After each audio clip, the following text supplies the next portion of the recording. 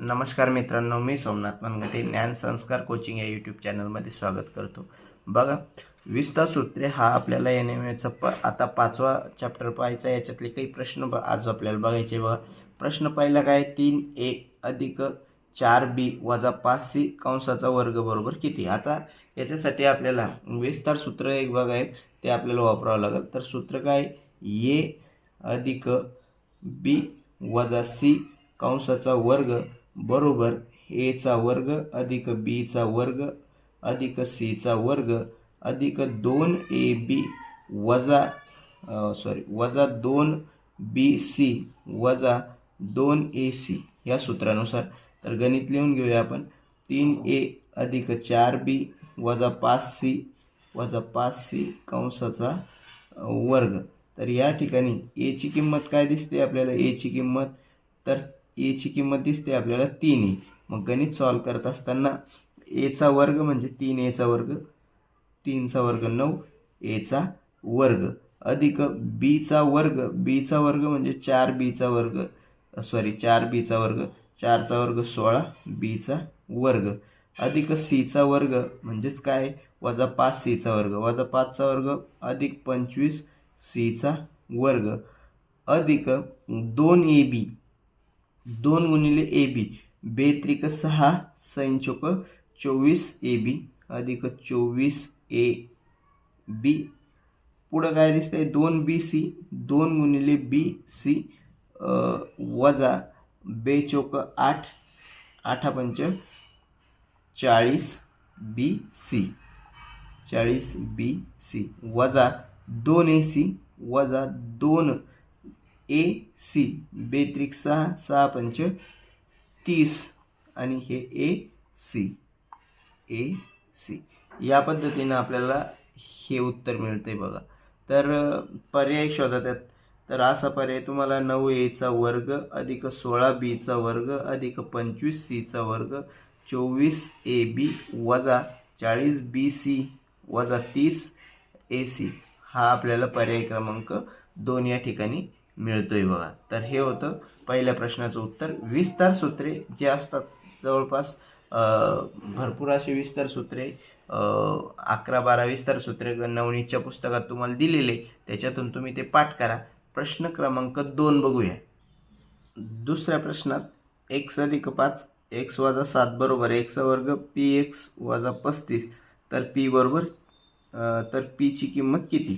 मग ह्या बाजूला आपण सॉल्व करून घेऊ. बघा, x अधिक 5 आणि x वजा 7 बरोबर x चा वर्ग अधिक px वजा 35, x गुणिले x, x चा वर्ग, x गुणिले वजा 7 वजा 7x, 5 गुणिले x 5x, 5 गुणिले 7 वजा 35 बरोबर इकडं x चा वर्ग अधिक px वजा 35. दोन्ही बाजूकडून वजा 35 काढून घ्या. इकडं x चा वर्ग आहे, x चा वर्ग कॅन्सल करा. इथं 5x आहे आणि वजा 7x आहे, यांची क्रिया येईल वजा 2x बरोबर इकडे राहील px. दोन्ही बाजूंना x न जर भाग दिला आपण या ठिकाणी x न, तर इथं राहील आपल्याकडे वजा 2 बरोबर p, म्हणजेच p बरोबर p बरोबर वजा 2. p ची किंमत आली बघा वजा 2 आणि p ची किंमत वजा 2, पर्याय क्रमांक 1. प्रश्न तिसरा, x अधिक 1/x बरोबर वजा 7, तर x चा वर्ग अधिक 1/x चा वर्ग बरोबर किती. याच्यासाठी एक विस्तार सूत्र वापरावं लागेल आपल्याला. सूत्र असं आहे बघा, x चा वर्ग अधिक 1/x चा वर्ग बरोबर x अधिक 1/x कंसाचा वर्ग वजा 2. तर या ठिकाणी आपण फक्त एवढी बाजू बघा, काय, x चा वर्ग अधिक 1/x चा वर्ग म्हणजेच काय येतं आहे, x अधिक 1/x चा कंसाचा वर्ग वजा 2. मग या ठिकाणी याची किंमत ठेवूया आपण. एक्स अधिक 1/x ची किंमत येते -7 म्हणून इथं ठेवा -7 त्याचा वर्ग आहे म्हणून वर्ग वजा 2. तर काय -7चा वर्ग 49. 49 वजा 2 49 वजा 2 येतं 47. तर पर्याय क्रमांक 3 या ठिकाणी आपला हा दिलेला आहे. बघ हे जे विस्तार सूत्र दिलेले आहे मित्रांनो, हे नवनीतच्या पुस्तकामध्ये दिलेले सगळे विस्तार सूत्र व्यवस्थित तुम्ही पाठ करा, तेव्हा तुम्हाला या अशा पद्धतीचे गणित सहज सोपे जाईल. पुढचा प्रश्न बघूया. 4था प्रश्न. x वजा 10 x अधिक 12 चा विस्तार कोणता? मग विस्तार म्हटल्यावर याचा गुणाकार करावा लागेल आपल्याला. काय येईल बघा. x वजा 10 x अधिक 12 गुणाकार करूया. x गुणिले x x चा वर्ग x गुणिले 12 12x वजा 10 गुणिले x वजा 10x 10 गुणिले 12 वजा 10 गुणिले 12 वजा 120. आणि आता याचं जर आपण पुढं केलं तर x चा वर्ग जशाच्या तसा घ्या. 12x मधून 10x गेले 2x आणि वजा 120 जसेच्या तसे. तर या ठिकाणी आपण जर बघितलं याचा विस्तार आला x चा वर्ग अधिक 2x वजा 120. तर असा पर्याय बघा आपल्याला x चा वर्ग अधिक 2x वजा 120 पर्याय क्रमांक 4. 5वा प्रश्न बघा. चौरसाची बाजू 2x वजा 3 सेंटीमीटर आहे तर त्या चौरसाचे क्षेत्रफळ किती? आता चौरसाचे क्षेत्रफळ बरोबर बाजूचा वर्ग असतो बघा.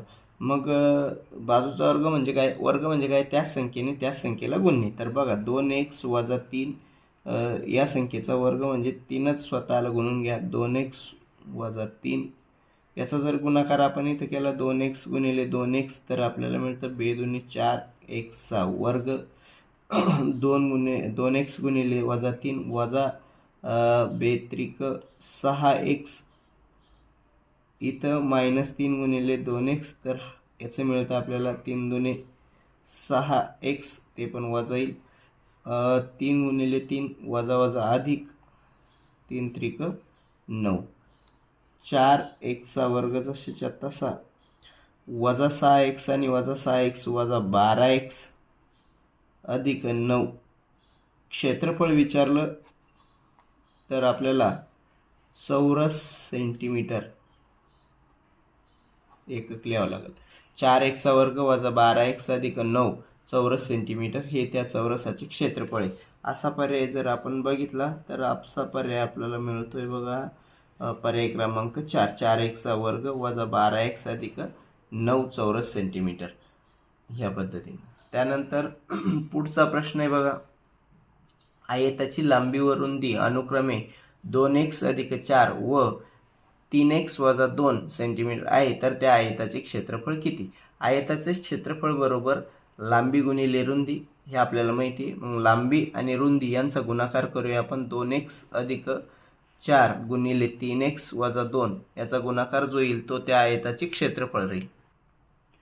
मग बघा लांबी किती दिलेली आहे 2x अधिक 4 गुणिले रुंदी किती दिलेली आहे आपल्याला 3x वजा 2 बरोबर त्यांचा गुणाकार करूया लांबी आणि रुंदीचा.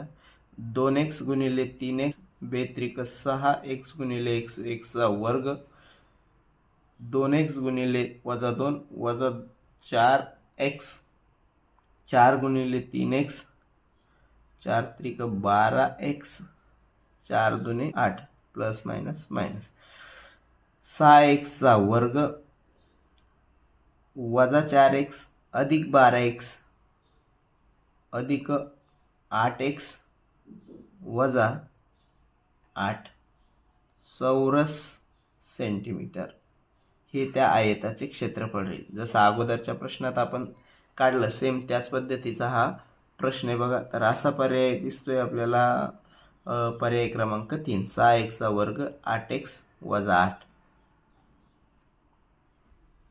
अशा पद्धतीनं आपण हे या पाठातील 6 प्रश्न बघितले बघा. व्यवस्थित त्याचा अभ्यास करा, समजून घ्या आणि जास्तीत जास्त तुमचे विस्तार सूत्र पाठ असेल तर तुमचे प्रश्न चुकण्याची शक्यता फार कमी असते. आणि जितका तुम्ही सराव कराल या गोष्टीचा तर त्या गोष्टी तुम्हाला नक्कीच पेपरमध्ये फायदा होईल.